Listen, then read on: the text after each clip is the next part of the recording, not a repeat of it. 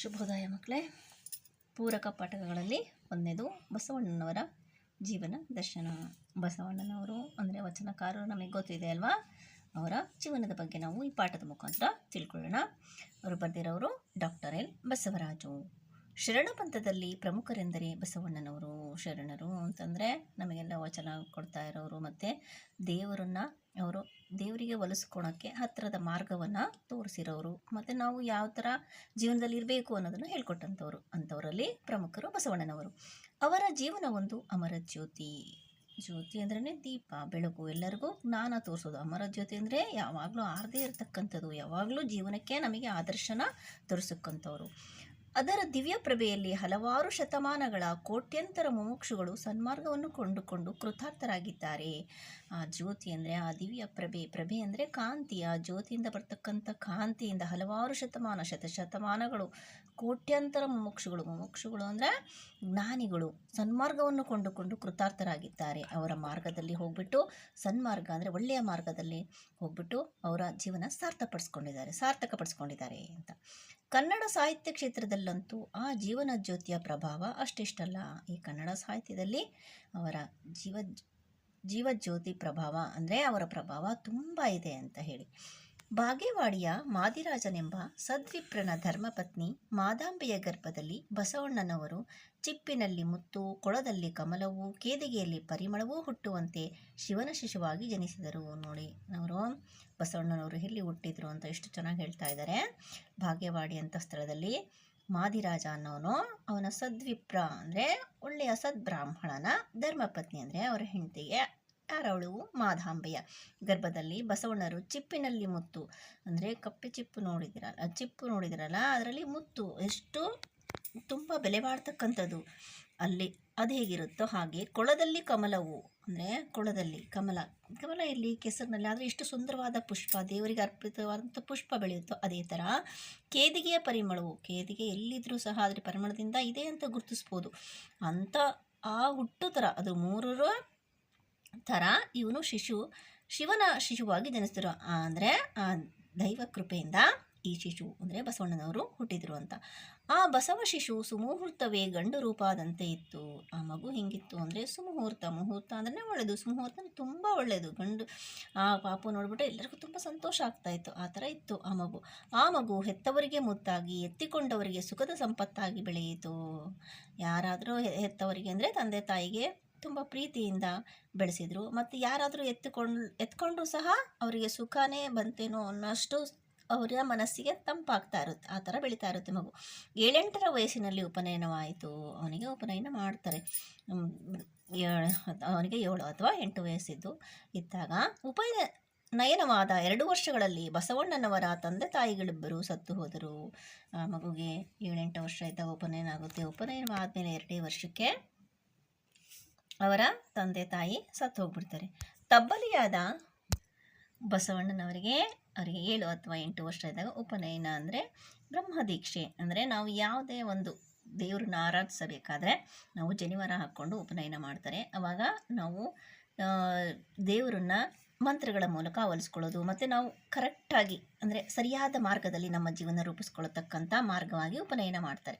ಅದಾದಮೇಲೆ ಏನಾಯಿತು, ಅವರ ತಂದೆ ತಾಯಿ 2 ವರ್ಷ ಆದ ತಕ್ಷಣ ಸತ್ತು ಹೋಗ್ಬಿಟ್ರು. ಉಪನಯನ ಆಗಿ 2 ವರ್ಷ ಆದ ತಕ್ಷಣ ಅವರು 16 ವರ್ಷದ ಹರೆಯದಲ್ಲಿ ತಮ್ಮ ಯೌವನವು ಶಿವಪೂಜೆಯಲ್ಲಿ ಸವಿಯಬೇಕೆಂದು, ಆದರೆ ಶಿವಭಕ್ತಿಯು ಕರ್ಮವು ಎಂದೂ ಒಂದಾಗಿರದೆಂದು ನಿಶ್ಚಯಿಸಿ ಪರಮ ವೈರಾಗ್ಯಮೂರ್ತಿಯಾಗಿ ಕರ್ಮಲತೆಯಂತಿದ್ದ ಜನಿವಾರವನ್ನು ಕಳೆದು ಬಿಸಿಟು, ಹೋತಿನ ಗಂಟಲನ್ನು ಬಿಗಿಯುವಂತಿದ್ದ ಮೌಂಜಿಯನ್ನು ಹರಿದು ಬಿಸಿಟು, ನವ್ಯದ ಕೂಲವನ್ನು ತೆಗೆದುಟ್ಟು, ದಿವ್ಯ ವಸ್ತ್ರವನ್ನು ಹೊದ್ದು, ಮನೆಯ ನೆಳಲನ್ನು ನೆನೆಯದೆ, ಐಶ್ವರ್ಯವನ್ನು ಲೆಕ್ಕಿಸದೆ, ವೃತ್ತಿಯನ್ನು ವಿಚಾರಿಸದೆ, ಬಂಧು ಬಳಗದವರನ್ನು ಬಗೆಯದೆ, ಊರಿನವರನ್ನು ನೋಡದೆ ಬಾಗೇವಾಡಿಯನ್ನು ಬಿಟ್ಟು ಹೊರಟರು.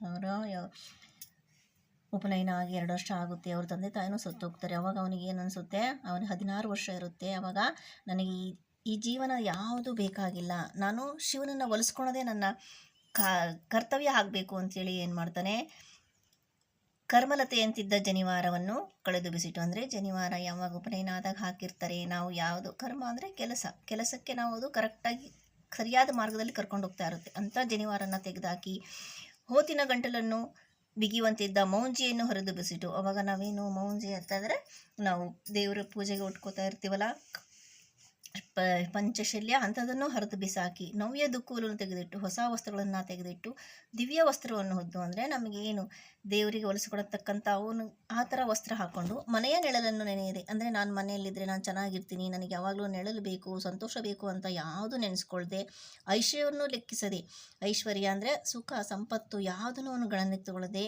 ವೃತ್ತಿಯನ್ನು ವಿಚಾರಿಸದೆ, ತಾನೇನು ಕಾಯಕ ಮಾಡಬೇಕು ಅದನ್ನು ಏನೂ ವಿಚಾರ ಮಾಡಲ್ಲ, ಬಂಧು ಬಳಗವನ್ನು ಬಗೆಯದೆ, ಅವ್ರು ಯಾರು ಅವ್ರ ಜೊತೆ ಆಶ್ರಯದಲ್ಲಿರ್ತಾರೋ ಅವರನ್ನು ನೆನೆಸ್ಕೊಳ್ದೆ, ಊರಿನವರನ್ನು ನೋಡದೆ ಬಾಗೇವಾಡಿಯನ್ನು ಬಿಟ್ಟು ಹೊರಟು ಹೋಗ್ತಾರೆ. ಎಲ್ಲಿಗೆ ಹೋಗ್ತಾರೆ? ಪೂರ್ವ ದಿಕ್ಕಿಗೆ ನಡೆದು ಸ್ವಲ್ಪ ದೂರದಲ್ಲಿ ಇದ್ದ ಮಲಪ್ರಹರಿ ಕೃಷ್ಣವೇಣಿ ನದಿಗಳ ಸಂಗಮ ಸ್ಥಾನದಲ್ಲಿ ಕೂಡಲ ಸಂಗಮೇಶ್ವರನಿರುವ ಕಪ್ಪಡಿಯ ಸಂಗಮವನ್ನು ತಲುಪುವರು. ಬಾಗೇವಾಡಿ ಬಿಟ್ಬಿಟ್ಟು ಪೂರ್ವ ದಿಕ್ಕಿಗೆ ಸ್ವಲ್ಪ ದೂರ ಹೋಗ್ತಾರೆ. ಅಲ್ಲಿ ಮಲಪ್ರಹರಿ ಕೃಷ್ಣವೇಣಿ ನದಿಗಳ ಸಂಗಮ ಅಂದರೆ 2 ನದಿಗಳು ಸೇರ್ತಾ ಇರ್ತವೆ. ಆ ಜಾಗದಲ್ಲಿ ಕೂಡಲ ಸಂಗಮೇಶ್ವರನಿರುವ ಕಪ್ಪಡಿಯ ಸಂಗಮವನ್ನು ತಲುಪಿದರು. ಕೂಡಲ ಸಂಗಮೇಶ್ವರ ದೇವರಿರ್ತಕ್ಕಂಥ ಕಪ್ಪಡಿಯ ಸಂಗಮವನ್ನು ಸೇರ್ತಾರೆ. ಅಣ್ಣನವರು ಚಿಂತನೆ ಮಾಡುತ್ತಾ ಕುಳಿತಿರಲು ಕೂಡಲ ಸಂಗಮದ ಸ್ಥಾನಪತಿಗಳಾದ ಈಶಾನ ಗುರುಗಳು ಬಂದು ಆ ಬಸವಣ್ಣನವರ ಯೋಗ ನಿದ್ರಾಮುದ್ರಿತ ಅರ್ಧನಿಮೀಲಿತ ನಯನಗಳನ್ನು ಕಂಡು ಕಾಣಿಕನಿರಬೇಕೆಂದು ನಿಶ್ಚಯಿಸಿ ಬಳಿ ಸಾರಿ, ಅಯ್ಯ, ನೀನೆಲ್ಲಿಗೂ ಹೋಗಬೇಡ, ಏನನ್ನೂ ತಿಳಿಸಬೇಡ, ಸಂಗಮೇಶ್ವರನಿಗೆ ಹೊಸ ಹೂಗಳನ್ನು ತಿಳಿಯಗ್ಗವಣಿಯನ್ನು ತಂದು ನಿತ್ಯವೂ ಪೂಜೆ ಮಾಡಿ ಪ್ರಸಾದ ಕಾಯಕನಾಗಿ ಸುಖವಾಗಿರು ಎನ್ನುವರು. ಅವರಲ್ಲಿ ಒಂದು ಸಂಗಮಕ್ಕೆ ಬಂದು ಕುಳಿತುಕೊಂಡು ಯೋಚನೆ ಮಾಡ್ತಾ ಇರ್ತಾರೆ. ಆವಾಗ ಅಲ್ಲಿಗೆ ಆ ಕೂಡಲ ಸಂಗಮದ ಸ್ಥಾನಾಧಿಪತಿಗಳಾದ ಈಶಾನ ಗುರುಗಳು ಬಂದು ಇವರ ಮುಖವನ್ನು ನೋಡಿಬಿಟ್ಟು ಇವನೆಷ್ಟು ದೇವರಿಗೆ ಹತ್ತಿರ ಆಗಿರೋನು, ಅವರ ದಿವ್ಯ ತೇಜಸ್ಸನ್ನು ನೋಡಿಬಿಟ್ಟು ಅವನ ಹತ್ರ ಹೋಗ್ಬಿಟ್ಟು, ನೀನೆಲ್ಲೂ ಹೋಗಬೇಡ, ಏನೂ ಚಿಂತೆ ಮಾಡಬೇಡ, ಈ ಸಂಗಮೇಶ್ವರ ಅಂದರೆ ಈ ದೇವರಿಗೆ ಹೂವು ತಗೊಂಬ, ಮತ್ತು ಮಡಿಯನ್ನು ನೀರು ತೊಗೊಂಬಂದ್ಬಿಟ್ಟು ಪೂಜೆ ಮಾಡಿಬಿಟ್ಟು ಪ್ರಸಾದ ಮಾಡಿ ಅದೇ ನಿನ್ನ ಕಾಯಕವನ್ನಾಗಿ ಮಾಡ್ಕೊಂಡು ಇಲ್ಲೇ ಸುಖವಾಗಿರು ಅಂತ ಹೇಳ್ತಾರೆ. ಆ ಮಾತಿಗೆ ಬಸವಣ್ಣನವರು ಒಪ್ಪಿ ಶ್ರೀ ಕೂಡಲ ಸಂಗಮೇಶ್ವರ ಪಾದಕಮಲದಲ್ಲಿ ತುಂಬಿಯಾಗಿದ್ದರು. ಅವ್ರ ಮಾತಿಗೆ ಒಪ್ಕೊಂಡ್ಬಿಟ್ಟು ಅಲ್ಲೇ ಆ ದೇವರ ಕಾಯಕ ಮಾಡ್ಕೊತ ಇರ್ತಾರೆ. ಕಪ್ಪಡಿ ಸಂಗಮದಲ್ಲಿಯೇ ಸಂಗಮೇಶ್ವರನ ಪಾದಸೇವೆ ಮಾಡಿಕೊಂಡಿರುವ ಆಸೆ ಬಸವಣ್ಣನವರಿಗೆ. ಅಂದರೆ ಇಲ್ಲೇ ಇರಬೇಕು, ಕಪ್ಪಡಿಯಲ್ಲೇ ಈ ಸಂಗಮೇಶ್ವರನಿಗೆ ನಾನು ಸೇವೆ ಮಾಡಬೇಕು ಅಂತ ಅವ್ರಿಗೆ ಆಸೆ ಇರುತ್ತೆ. ಆದರೆ ಏನಾಗುತ್ತೆ, ಆದರೆ ಇರಗೂಡ ಸಂಗಮೇಶ್ವರ ಮಂಗಳವಾಡಕ್ಕೆ ಹೋಗಿದ್ದು ಮತ್ತೆ ಒತ್ತಾಯ ಮಾಡಿದಂತೆ ಭಾಸವಾಯಿತು. ಸಂಗಮೇಶ್ವರದಲ್ಲಿದ್ದಾಗ ಅದೇ ದೇವರ ಸೇವೆ ಮಾಡ್ಕೋತಾ ಇರಬೇಕು ಅಂತ ಇರ್ತಾನೆ. ಆದರೆ ಇರಗೂಡು ಸಂಗಮೇಶ್ವರದಲ್ಲೇ ಅಲ್ಲಿಯ ದೇವರು ಇವರಿಗೆ ಪದೇ ಪದೇ ನಾನು ಅಲ್ಲಿಗೆ ಬರಬೇಕು ಅಂತ ಅವನ ಮನಸ್ಸಿಗೆ ಹೇಳ್ದಂಗೆ ಅನಿಸ್ತಾ ಇರುತ್ತೆ. ಬಸವಣ್ಣನವರು ಹೋಗಲಾರದೆ ವಿರಹ ವೇದನೆಯಿಂದ ನೊಂದು ಆಗಲಿ ಸಂಗನು ನನಗಂತೂ ಪೂಜಿಸಿಕೊಂಡಿರಲು ಅವಕಾಶ ಕೊಡುತ್ತಿಲ್ಲ, ಮಂಗಳವಾಡಕ್ಕೆ ಹೋಗೆಂದು ಸದಾ ನನ್ನನ್ನು ಪೀಡಿಸುತ್ತಿರುವನು. ಅವನ ಮಾತಿನ ಪ್ರಕಾರ ಹೋಗಿ ನೋಡುತ್ತೇನೆ. ಹೇಗಿದ್ದರೂ ಅಪರಿಚಿತ ದೇಶವೆಂದು ಹೆದರಬೇಕಾಗಿಲ್ಲ. ಅಕ್ಷರ ಜ್ಞಾನವಿದೆ, ಅದನ್ನೇ ಮಾರಿ ಬಂದ ಹಣದಿಂದ ಶಿವಭಕ್ತರಿಗೆ ಸೇವೆ ಸಲ್ಲಿಸುವೆನು, ಪ್ರಸಾದವನ್ನು ಪಡೆಯುವೆನು ಎಂದು ನಿರ್ಧರಿಸಿದರು.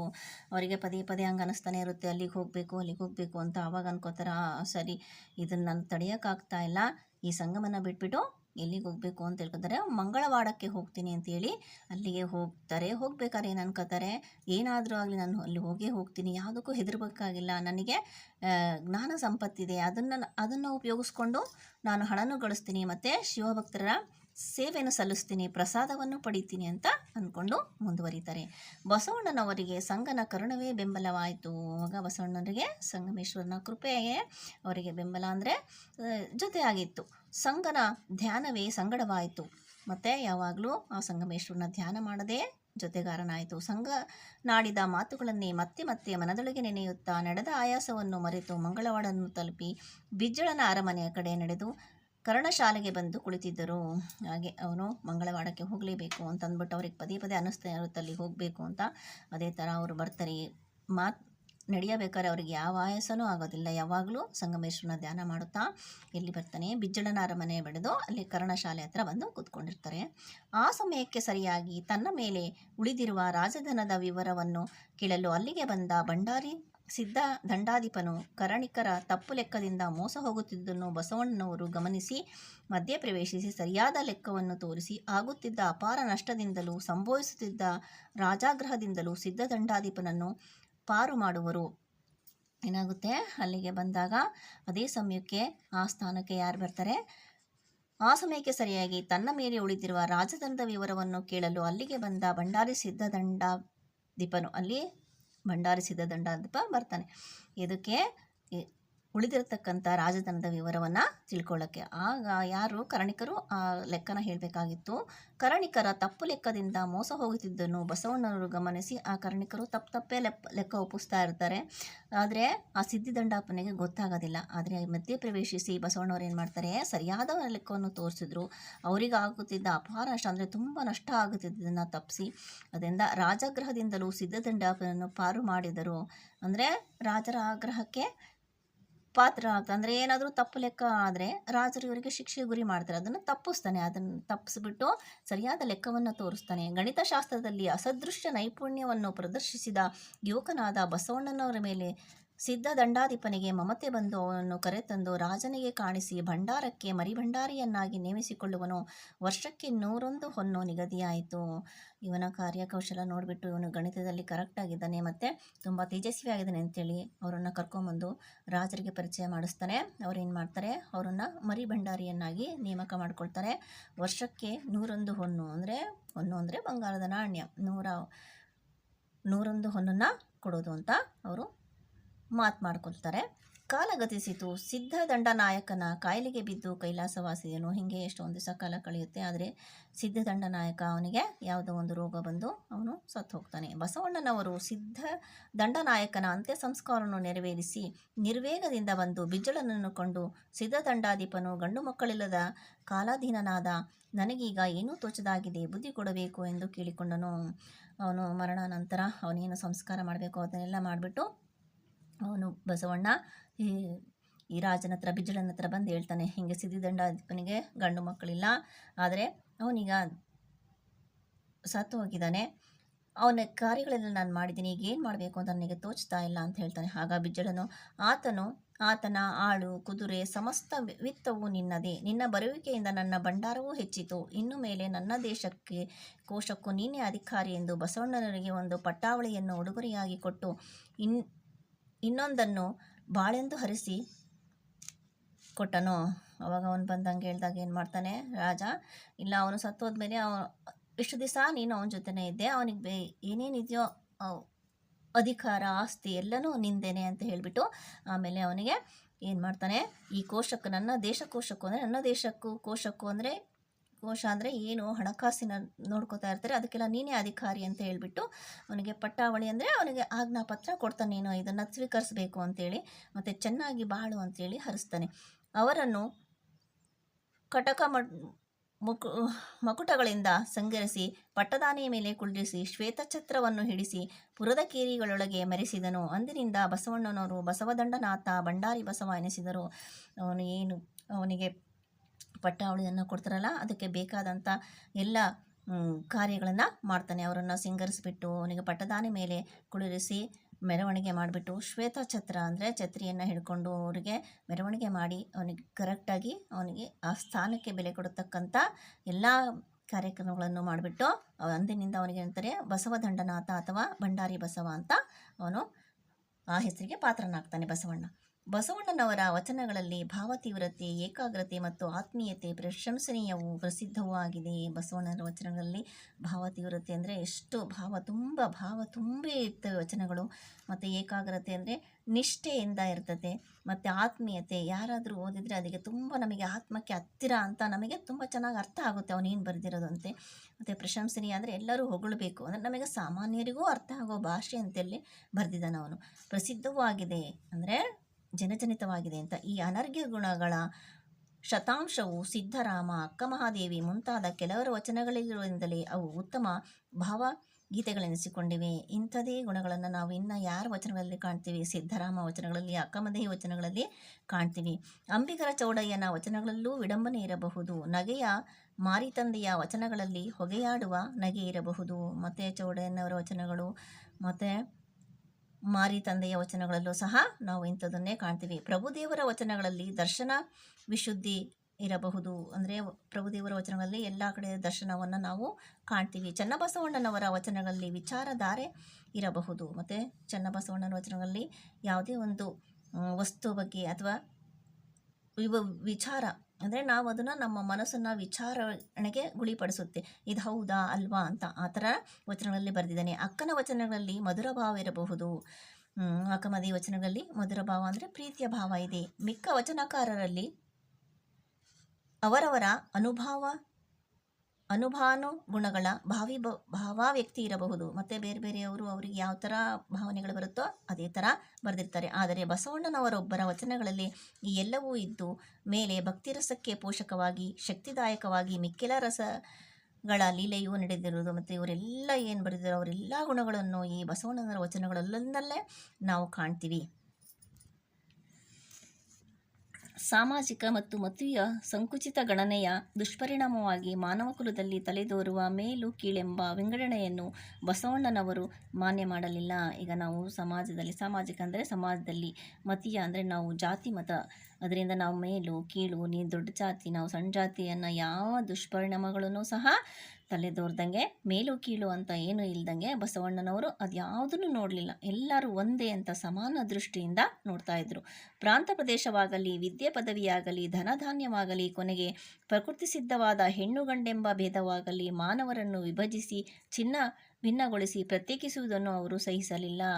ಪ್ರಾಂತ ನಮ್ಮ ದೇಶ ನಾವು ಹೀಗೆ ಅಂತ ಯಾವುದನ್ನು ಅವನು ಗಣನೆ ತಗೊಳ್ಳಿಲ್ಲ. ವಿದ್ಯೆ ಸ್ವಲ್ಪ ನಾರ ಓದಿರೋ ಭಾಳ ನಾರ ಓದಿರೋ, ಆದರೆ ಅವನ ಗುಣಗಳಿಗೆ ಬೆಲೆ ಕೊಡ್ತಾ ಇದ್ರು. ಧನಕ್ಕಾಗಲಿ ಧಾನ್ಯಕ್ಕಾಗಲಿ ಮತ್ತು ಹೆಣ್ಣು ಗಂಡು ಯಾವುದೇ ಭೇದ ಭಾವ ಮಾಡದೆ ಅವರು ಎಲ್ಲರನ್ನು ಒಂದು ಅಂತ ನೋಡ್ತಾ ಇದ್ರು. ಅದಕ್ಕೆ ಬದಲಾಗಿ ಜನರಲ್ಲಿ ಒಗ್ಗಟ್ಟನ್ನು, ಒಡನಾಟವನ್ನು ಇವನ್ನು ಅಭಿವೃದ್ಧಿಗೊಳಿಸುವಂತಹ ಧರ್ಮವನ್ನು ಬೋಧಿಸಿದರು. ಅವರು ಎಲ್ಲರನ್ನೂ ಒಗ್ಗೂಡಿಸ್ಬೇಕು, ಎಲ್ಲರನ್ನೂ ಒಡನಾಟ ಅಂದರೆ ಯಾವಾಗಲೂ ಒಬ್ರಿಗೊಬ್ಬರು ಸ್ನೇಹ ಭಾವದಿಂದ ಇರಬೇಕು ಅನ್ನೋದನ್ನು ಅವರು ಮೇಲಿಟ್ಬಿಟ್ಟು ಅದನ್ನು ಅಭಿವೃದ್ಧಿಗೊಳಿಸೋ ಕಡೆ ತಮ್ಮ ಧರ್ಮ ಬೋಧನೆ ಮಾಡ್ತಾಯಿದ್ರು. ಈ ಕಾರಣದಿಂದಲೇ ಬಸವಣ್ಣನವರು ಬೋಧಿಸಿದ ಧರ್ಮದ ಜೀವಾಳ ದಾನ, ದಯೆ, ನಿರಾಡಂಬರ, ವಿನಯ, ಭಕ್ತಿ, ದುಡಿಮೆ, ನಿಷ್ಕಾಮ ಕರ್ಮ ಮತ್ತು ಸರಳ ಜೀವನ. ನೋಡ್ರಿ, ಅವ್ರು ಯಾವ್ಯಾವ ಥರ ಬೋಧಿಸ್ತಾರೆ. ದಾನ ಮಾಡಬೇಕು, ದಯೆ ಅಂದರೆ ಪ್ರತಿಯೊಬ್ಬರಲ್ಲೂ ದಯೆ ಇರಬೇಕು, ನಿರಾಡಂಬರ ಅಂದರೆ ನಮಗೆ ಯಾವುದೇ ಥರ ಆಡಂಬರ ಅಂದರೆ ಸುಮ್ಮನೆ ನಾವು ತೋರಿಸ್ಕೋಬಾರ್ದು ಯಾವುದೇ ಆಗಲಿ, ವಿನಯ ಇರಬೇಕು, ದೊಡ್ಡವ್ರ ಮುಂದೆ ನಾವು ವಿನಯದಿಂದ ಇರಬೇಕು. ಭಕ್ತಿ ಅಂದರೆ ನಾವು ದೇವರನ್ನ ಭಕ್ತಿ ಮುಖಾಂತರನೇ ಒಲಿಸ್ಕೋಬೇಕು. ದುಡಿಮೆ ಅಂದರೆ ನಾವು ಏನೇ ಕೆಲಸ ಮಾಡಲಿ ಅದನ್ನು ನಿಷ್ಠೆಯಿಂದ ಮಾಡಬೇಕು. ನಿಷ್ಕಾಮ ಕರ್ಮ ಅಂದರೆ ನಾವು ಏನೇ ಕರ್ಮ ಅಂದರೆ ಕೆಲಸ ಮಾಡಿದರೂ ನಾವು ಇದನ್ನು ಅಪೇಕ್ಷೆ ಮಾಡಲಾರ್ದಂಗೆ ಅದು ನಮ್ಮ ಕರ್ತವ್ಯ ಅನ್ನೋದನ್ನು ನಾವು ಮಾಡಬೇಕು.